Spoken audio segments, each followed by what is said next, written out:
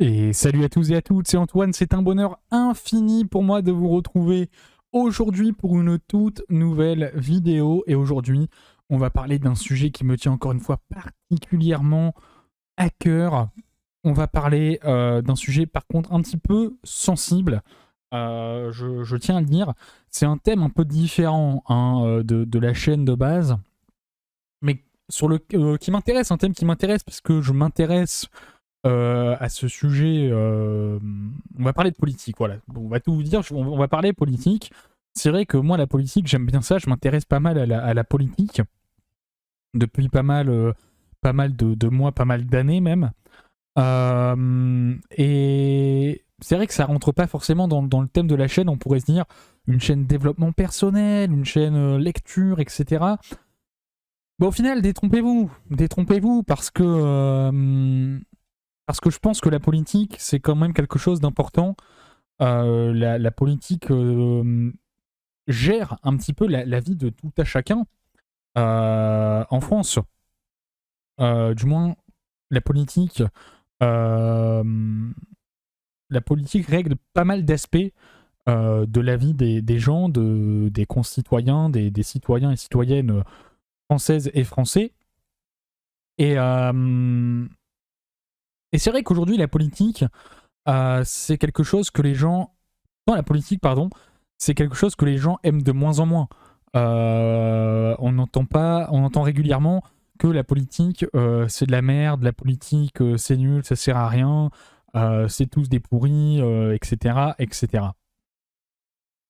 Et c'est un peu quand même dommage de voir ça, surtout pour nous qui sommes français, français et françaises, qui sommes donc européens, et l'Europe qui, il y a des millénaires, dans la période de l'Antiquité, était, était une Europe notamment, pas toute l'Europe bien évidemment, mais en tout cas au niveau de la Grèce, au niveau de la Rome antique, c'est là-bas le berceau de la démocratie.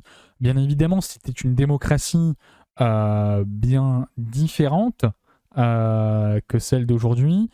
Euh, c'était différent, tout simplement.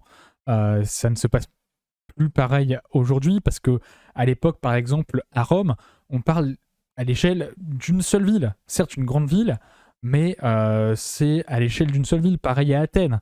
À Athènes, c'est à l'échelle d'une seule ville. Là, on parle à l'échelle d'un pays, donc forcément, c'est pas pareil. Forcément, tous les citoyens disponibles ne peuvent pas participer à l'Assemblée nationale.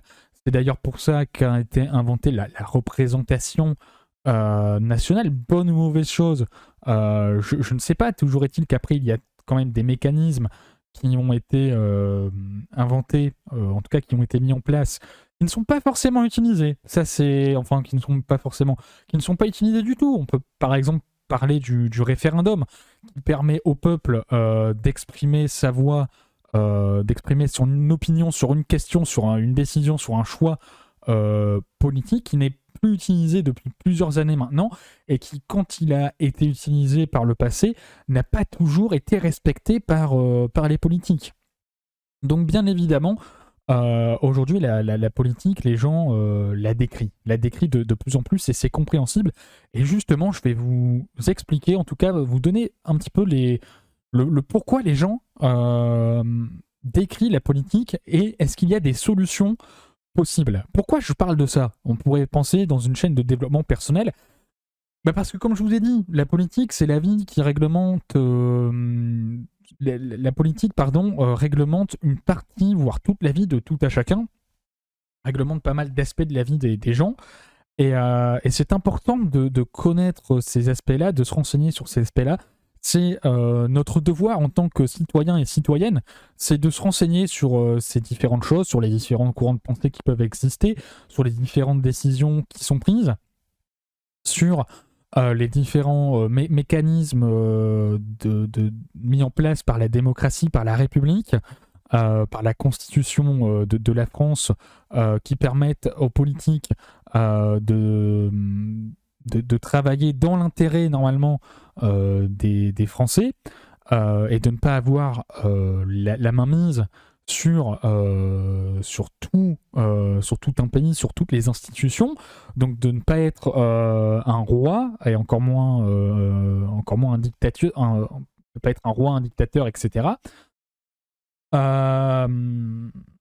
Donc c'est important quand même de se renseigner sur ça quand on est citoyen, ça fait partie de sa mission, et donc c'est du développement personnel en soi, hein, voilà, c'est des nouvelles connaissances qu'on apprend, c'est quelque chose d'important dans la vie des gens, encore une fois, comme je le répète depuis le début, et donc j'avais envie de vous parler un petit peu de ça, de pourquoi la politique est devenue un peu nulle, est-ce qu'il y a des solutions pour ça, et par la suite, si cette vidéo vous a plu, pourquoi pas parler un petit peu plus politique sur la chaîne, sans pour autant donner forcément mes avis, sans pour autant forcément vous faire connaître ma position sur différents sujets, sans pour autant vous faire connaître pour qui je vote ou pour qui je ne vote pas, mais pour un petit peu en savoir plus justement sur la vie du pays, sur les différents mécanismes mis en place, par exemple des mécanismes de propagande, etc. Ça peut être toujours intéressant, je trouve.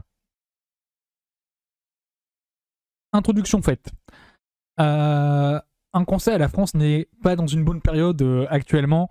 On ne va pas se mentir, en tout cas, c'est le sentiment que j'en ai. Il y en a qui vous diront le contraire. En tout cas, je pense qu'ils sont peu nombreux, ceux qui diront le contraire.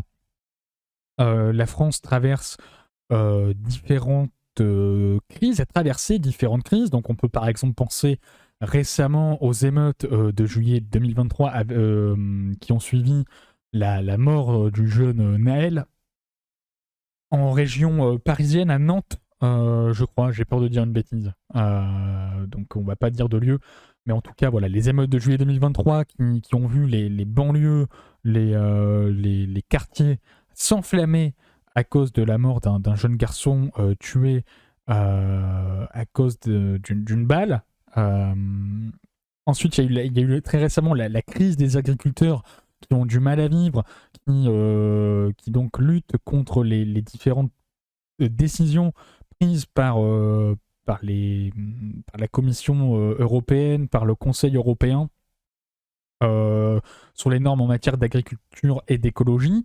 Il y a aussi eu la crise des Gilets jaunes en 2018-2019 avec des affrontements entre Gilets jaunes, forces de l'ordre, des gens qui ont été éborgnés.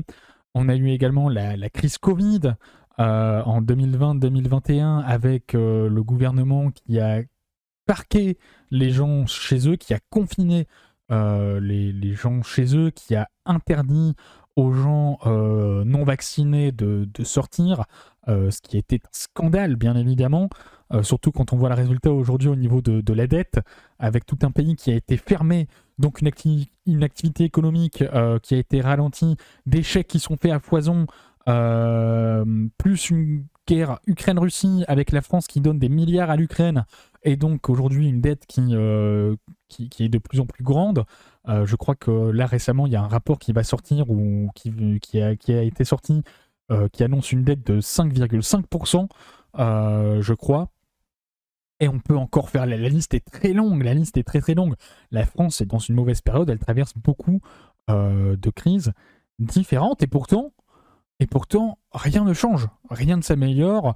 Peu importe les différents camps qui sont au pouvoir, on a eu pendant plusieurs années la droite, plusieurs années la gauche, ensuite on a eu l'UMP, on a eu le Parti Socialiste, donc la gauche et la droite traditionnelle, on va dire, qui se sont partagés le pouvoir pendant plus de 40-50 ans. Maintenant, depuis presque 7 ans, on a monsieur le président roi Emmanuel Macron, si on peut dire, qui lui lutte contre les intérêts français, qui est européiste convaincu, qui veut créer une Europe fédérale, hein, bien évidemment. Non mais tout ça pour dire que peu importe le camp qui est au pouvoir, Emmanuel Macron qui a annoncé le changement, voilà, la Startup Nation, c'était un jeune, les gens portaient de nombreux espoirs en lui, pas moi hein, personnellement, mais beaucoup de monde disait que c'était un mec bien, il était jeune, il allait changer les choses, etc. Ça allait apporter du dynamisme par rapport à un François Hollande qui ne faisait rien du tout. Et pourtant rien n'a changé même avec Emmanuel Macron. Là, on a le RN, le Rassemblement National, qui est en bonne voie pour accéder au pouvoir en 2027. Est-ce que quelque chose changera? Je ne sais pas, encore une fois. Voilà, comme je le dis depuis tout à l'heure, là, depuis quelques minutes, voilà, peu importe le camp qui est au pouvoir, la France traverse une crise, et pourtant rien ne change, rien ne s'améliore. Pourquoi? Alors pourquoi la politique actuelle, comme elle est faite, est nulle? Pourquoi rien ne change? Et pourquoi les gens donc se désintéressent de la politique? Comme je viens de le dire, déjà la première raison, c'est que peu importe la crise, peu importe les différentes crises traversées, rien ne change. Voilà, on a des politiques qui vous disent, qui vous écoutent, mais pourtant, pourtant, il n'y a jamais rien qui change.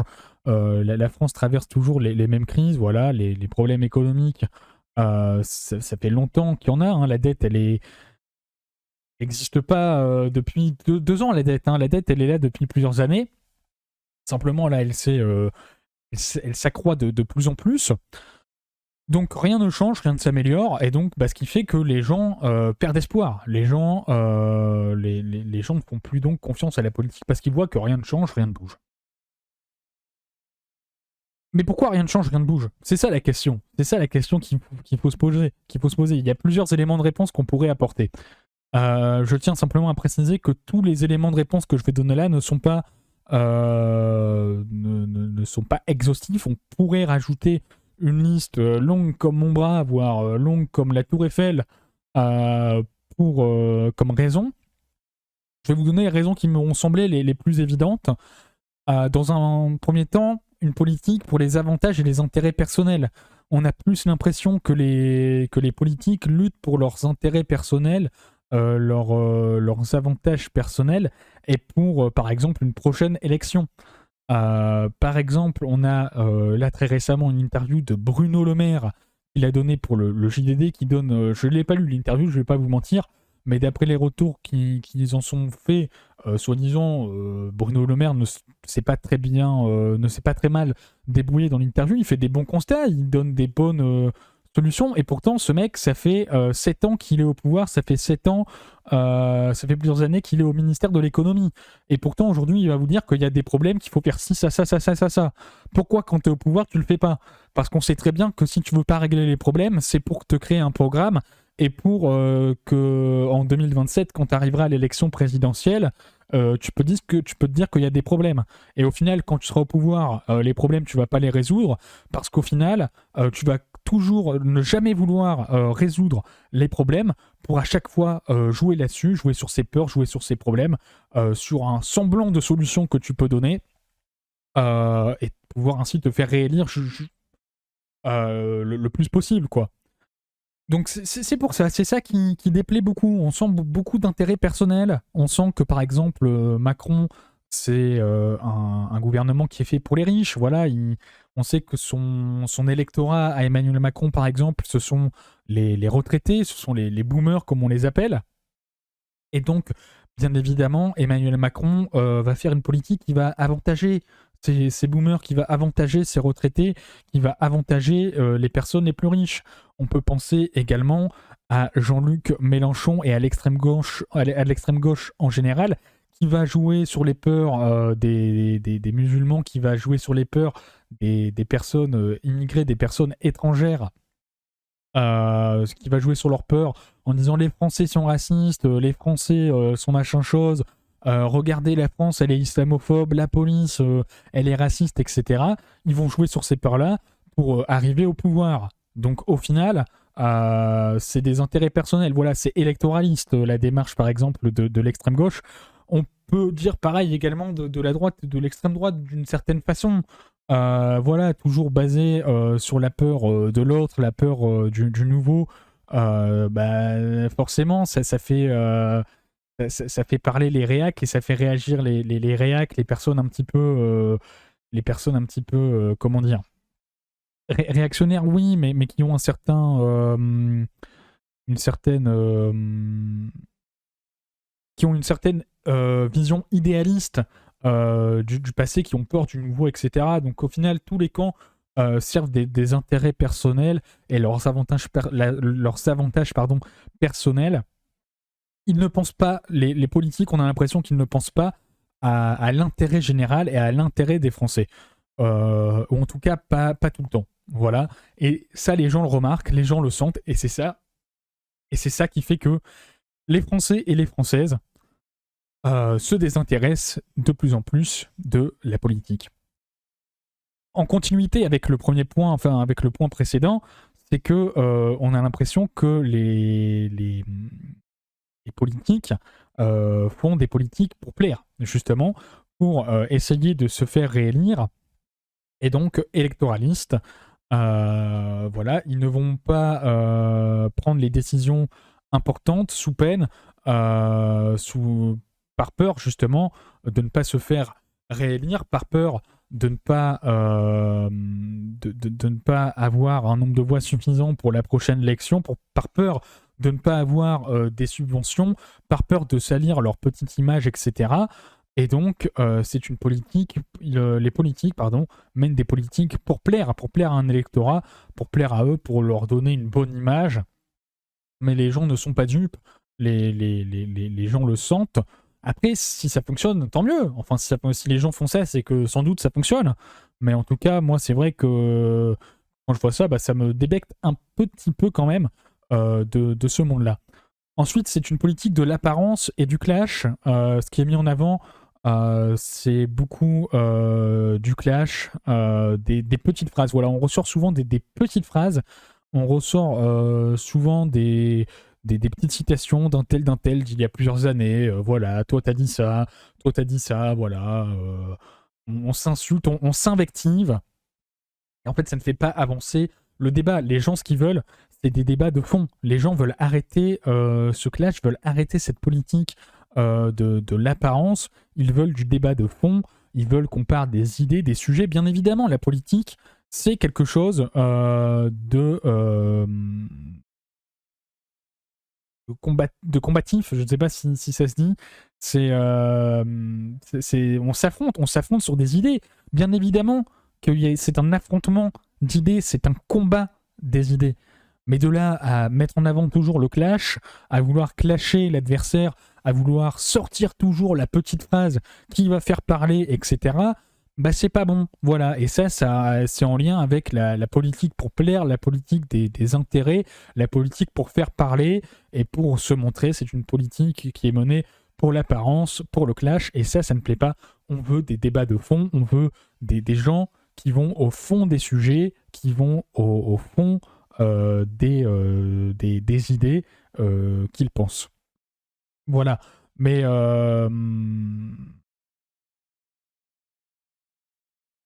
voilà. On sent également un manque de travail de certains. Voilà, c'est vrai que les politiques, on les voit pas beaucoup travailler, ces gens-là.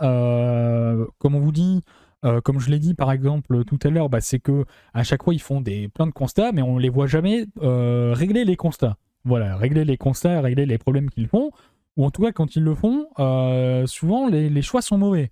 En tout cas, ça arrive que les choix sont mauvais. Et donc, on sent un manque de travail sur certains.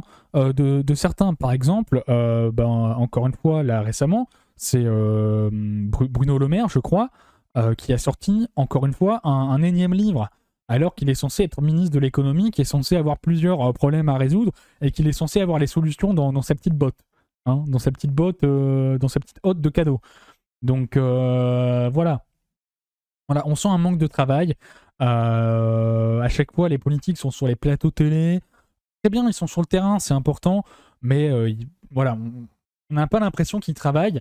Et surtout, par rapport au salaire qu'ils gagnent, c'est vrai que les politiques, par exemple, les députés sont payés plus de 5-6 000 euros par mois. Un député européen, ça gagne facile 10-15 000 euros par mois. Un ministre de la République, ça doit gagner, je pense, dans les 10-15 000 euros par mois, peut-être plus, hein, sans doute même plus. Le président, c'est pareil, c'est dans les 10-15 000 euros, 20 000 euros, peut-être 30 000. Je donne des chiffres à peu près à la louche, hein, ce que j'ai pu déjà voir. Et donc, par rapport au salaire qu'ils gagnent, c'est vrai qu'on ne voit pas assez de travail et qu'on a l'impression qu'ils gagnent de l'argent à ne rien faire ou à ne pas faire grand-chose, ou à faire plutôt le minimum syndical. Voilà. Ce qui désintéresse aussi les gens, c'est que le peuple ne s'exprime plus. Voilà, on a un outil qui s'appelle le référendum, qui n'est plus utilisé ou qui est fourvoyé. On se rappelle, je crois que c'était en 2005 avec le référendum sur l'euro, les Français avaient rejeté majoritairement cette proposition. Et au final, le gouvernement alors en place avait complètement fourvoyé le vote des Français et avait finalement ratifié le traité et instauré l'euro. Je crois que c'est sur l'euro, hein, mais ou en tout cas c'est le traité de Lisbonne 2005, je crois, ou le traité de 2002, je sais plus, c'est un des deux, ou peut-être les deux, hein, je sais plus. En tout cas, ce qui est sûr, c'est qu'il y a il y a plusieurs référendums déjà qui n'ont pas été respectés, en tout cas où la décision des Français et des Françaises n'a pas été respectée. Donc ça déjà, ça n'aide pas pour la confiance. Et puis surtout, les Français ne peuvent plus s'exprimer. Très bien, il y a la représentation nationale qui doit s'exprimer au nom des Français, mais les Français, eux, ce qu'ils veulent, c'est s'exprimer au travers des urnes. Alors certes, on pourra me dire, il y a les votes pour ça, les élections européennes, les élections municipales, les élections régionales, départementales et les présidentielles, mais les Français, les Françaises, eux, ce qu'ils veulent, c'est s'exprimer sur des sujets de leur quotidien, des sujets qui les touchent, s'exprimer, que leur voix soit entendue, et pas qu'on les appelle uniquement pour des élections et donc pour les intérêts personnels des politiques qu'ils écoutent. Ils voudraient, je pense, c'est mon avis, et je pense que c'est le cas, je pense ne pas me tromper quand je dis que les Français et les Françaises, le peuple au global aimerait s'exprimer plus au travers des référendums. Que ce soit des référendums à l'initiative du président de la République ou du Parlement, ou des référendums d'initiative citoyenne, chose qui a été déjà maintes fois promise et à chaque fois jamais mise en place. Et puis, enfin, c'est une politique également de la peur et de la confrontation. Donc, une politique de la peur de blesser l'autre, la peur de... En fait, ça revient le point de la politique pour plaire, c'est-à-dire qu'on a peur de blesser l'autre, de salir son image, et donc on veut plaire au plus grand nombre, on veut faire attention à sa petite image, et on ne veut pas prendre parfois les décisions nécessaires qui vont un petit peu chahuter le pays pendant quelque temps, et au final régler les problèmes plutôt, et on préfère laisser les problèmes s'accumuler, prendre des décisions qui ne changent rien, pour plaire à un électorat, parce qu'on a et également par peur de salir son image, par peur de s'octroyer les foudres de l'adversaire, et par peur de se confronter aux véritables problèmes. Voilà, et puis aussi, c'est une politique de moins de contact, moins de contact avec les Français et les Françaises. Les politiques sont des gens dont on a l'impression qu'ils sont enfermés dans leur monde, dans leur bureau.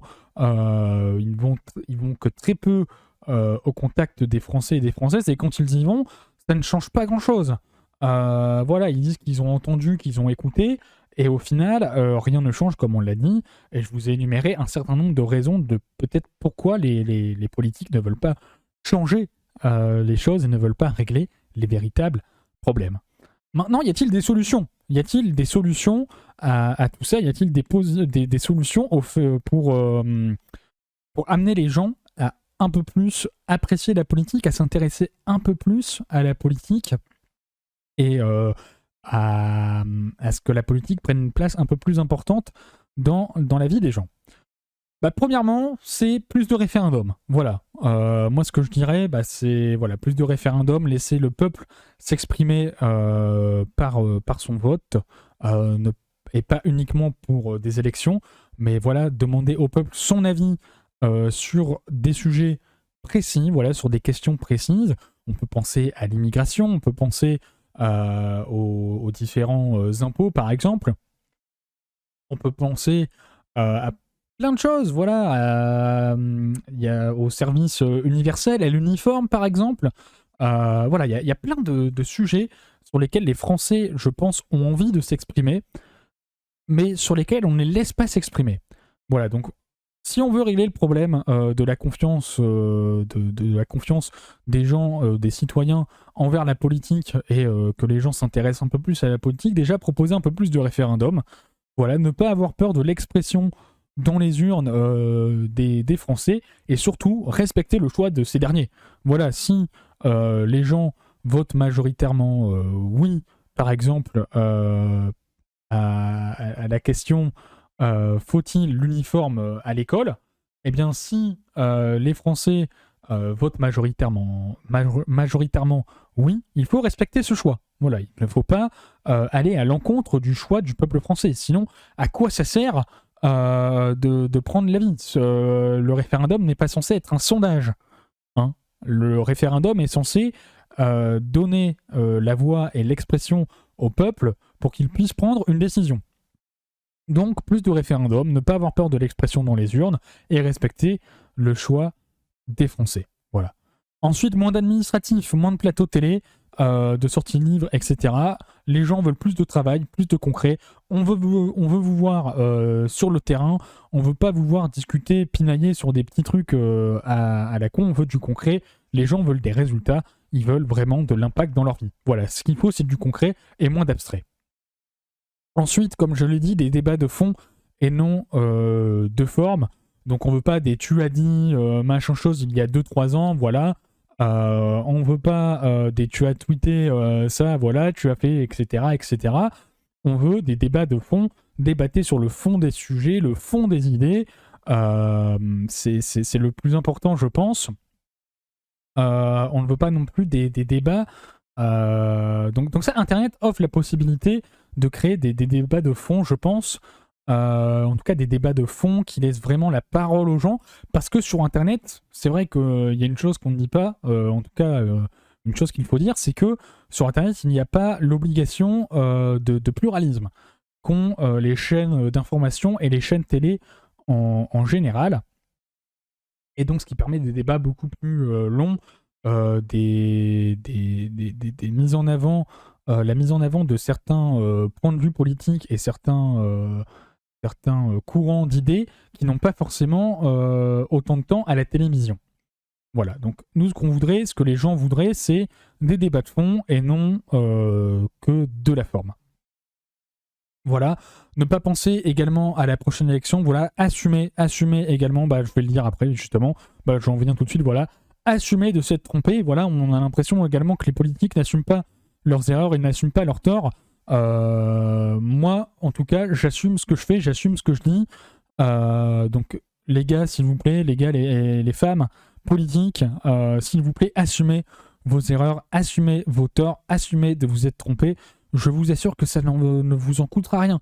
Ça vous coûtera peut-être quelques voix. Très bien, vous ne serez peut-être pas réélu à la prochaine élection, mais au moins vous aurez votre conscience tranquille, vous assumerez vos erreurs et vous direz j'ai tort. Et vous allez voir que vous allez vous en sortir bien mieux et les Français vous le rendront bien mieux également. Voilà, parce que comme il y a un célèbre dicton qui dit, voilà, faut avouer à moitié pardonner, je pense que c'est vrai. Voilà, les Français en ont marre des gens qui n'assument pas leurs erreurs, des gens qui n'assument pas leurs torts et qui n'assument pas de s'être trompés. Assumez et les Français vous le rendront, j'en suis persuadé. Voilà. Pensez également moins à vos intérêts personnels, ça rejoint un petit peu le fait d'assumer ses torts, d'assumer ses erreurs. Voilà. Pensez moins à vos intérêts personnels et à la prochaine élection. Voilà, n'ayez pas peur de prendre des décisions, non pour plaire à un électorat, mais prenez des décisions parce qu'il le faut. Parce que vous jugez que c'est important, parce que vous jugez que ce sont des décisions nécessaires. Ne faites pas ça pour plaire à un électorat, n'allez pas à l'encontre de vos principes, de vos valeurs, n'allez pas vous fourvoyer pour plaire à un électorat et pour plaire pour vos intérêts personnels et pour vous faire élire à la prochaine élection. Ça, les Français le voient. Très bien, vous gagnez peut-être une élection, mais à la fin, votre conscience, moi je vous dis, c'est mort, quoi. Voilà, votre conscience, elle doit être de 0, je pense, si vous faites ça. Voilà. Surtout que vous savez, les décisions que vous prenez qui sont mauvaises, assumez-les et au moins assumez quand vous prenez et assumez d'avoir tort à la fin, si vous avez tort. Voilà. Si vous avez raison, tant mieux, mais si vous avez tort, assumez à la fin. Voilà. Et puis surtout, si on veut changer les choses, moi j'ai envie de vous dire, j'ai envie de faire passer un message aux gens qui regardent cette vidéo, si vous voulez changer les choses au final, ça se passe également à votre échelon. Voilà, chacun n'est pas disposé à devenir président de la République, n'est pas destiné à prendre la présidence d'un pays, à prendre la présidence des institutions. La première chose à faire, c'est de changer les choses à son échelon. Voilà. Travaillez vous-même également, apportez votre patte également, apportez votre vision, vos idées à l'échelle de votre quartier, de votre ville, d'une association. Voilà. Engagez-vous vous-même. Par exemple, déjà, je vous assure que déjà rien qu'aller faire merde, comment on dit, le dépouillement, les dépouillements aux élections. Bah ça, c'est déjà participer un petit peu. C'est déjà s'intéresser un peu plus à la vie de sa ville et à la vie de son pays. À la vie de sa ville et à la vie de son pays, pardon. N'ayez pas peur également de proposer des idées à votre ville, à votre quartier, à des associations pour lesquelles vous êtes engagé. Engagez-vous auprès des gens. Faites des choses à votre échelle. C'est aussi ça, la politique de base. La politique, c'est comment organiser au mieux la vie de la cité, la vie de la ville, la vie des citoyens. Voilà.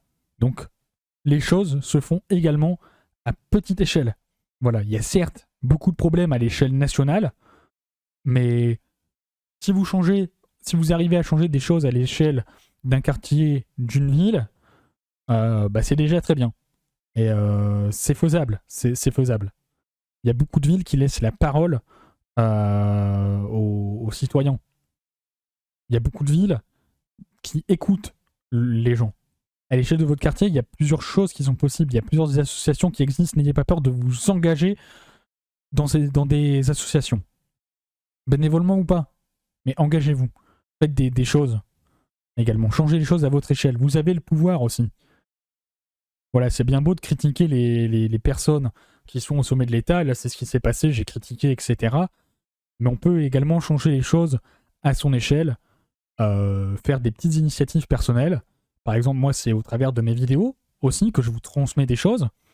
Voilà, j'essaie de transmettre des choses aux gens, aider les gens un peu plus à être curieux, à réussir dans la vie. Voilà, à apprendre de nouvelles choses. C'est déjà ça. Faites des choses à votre échelle. Et ne reposez pas tout. Ne vous reposez pas uniquement sur les députés, sur le président, sur les ministres, etc. Vous êtes sûr qu'à 90%, vous allez regretter. Voilà. Prenez aussi votre vie en main. Prenez aussi les choses en main de votre côté. Il y avait beaucoup à dire dans cette vidéo, il y a beaucoup de choses à dire même globalement sur ce sujet. Je ne fais peut-être même pas, pour tout vous dire, le bon constat. Peut-être qu'en fait, au final, je me trompe sur le constat, je me trompe sur ce que je dis, peut-être que ce que je dis est faux, mais en tout cas, j'exprime mon avis, j'exprime ce qui me semble être les raisons du pourquoi les gens ne s'intéressent plus forcément à la politique et ce qui pourrait permettre aux gens de s'intéresser un peu plus à la politique, ou en tout cas de redorer, ce qui pourrait permettre de redorer l'image de la politique aux yeux des Français et des Françaises. Bien sûr, ce ne sont que des solutions faciles, ce ne sont que des solutions peut-être évidentes, des explications qui ne sont pas non plus forcément les bonnes, mais au moins j'essaye de faire des choses, j'essaye de faire avancer les choses. L'espace commentaire va être fait pour ça. Dans les commentaires, je vous demande juste de ne pas exprimer forcément de position politique, mais n'hésitez pas à donner votre avis vous aussi sur pourquoi les Français, les Françaises se désintéressent de la politique, s'ils ont raison, s'ils ont tort, et sur ce qu'il faudrait faire pour réintéresser les gens à la politique, réintéresser les gens à la vie politique de leur pays. Voilà. Il y a beaucoup de choses à dire encore. Il y a beaucoup d'autres choses qui rentrent en compte que ces paramètres que ce que je vous ai dit. Et si ce sujet vous intéresse, si la politique vous intéresse, si vous voulez que j'en parle un peu plus, eh bien on pourra en parler un peu plus, approfondir le sujet dans d'autres vidéos si cela vous intéresse. Pour cela, rien de plus simple, il vous suffit de le dire en commentaire, ou sinon de montrer que vous avez aimé cette vidéo en la likant. Si au contraire je vois qu'il y a beaucoup de dislikes, et bah dans ce cas-là, vous comprendrez que ça n'intéresse pas forcément. les gens ou que les gens ne sont pas forcément d'accord avec moi. C'est possible aussi, on est là pour débattre, pour parler. Mais en tout cas, c'est un sujet qui me tenait particulièrement à cœur et qui, je pense, rentre au final particulièrement dans le cadre de cette chaîne YouTube. Le thème politique rentre dans le cadre de cette chaîne YouTube. Voilà, et cette chaîne, de toute façon, est amenée à évoluer. Elle ne va pas rester indéfiniment chaîne de développement personnel. Ce n'est pas mon but. Mon but, c'est que cette chaîne me ressemble.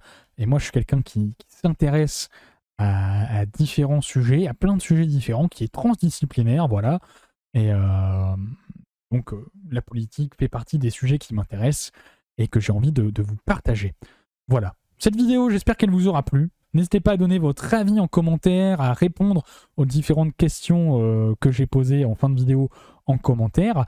N'hésitez pas à liker ou disliker la vidéo si elle vous a plu, si elle vous a déplu, à vous abonner pour ne louper aucune nouvelle vidéo. 2 vidéos par semaine, je vous le rappelle, une le lundi à 9h et une le vendredi à 9h. N'hésitez pas à la partager, ça peut toujours servir si vous pensez que ça peut servir, voilà, faire prendre conscience, aider les gens, voilà, ça me ferait plaisir de partager cette chaîne YouTube et cette vidéo en général. Et n'hésitez pas également, si vous souhaitez me soutenir, à faire un don via Tipeee. Les dons sont faisables à partir de 1€. Et 1€, je vous assure que ça peut aider grandement cette chaîne YouTube à grandir. Voilà, merci à tous. Je vous souhaite de passer une excellente journée, une excellente soirée. À très bientôt. Ciao tout le monde.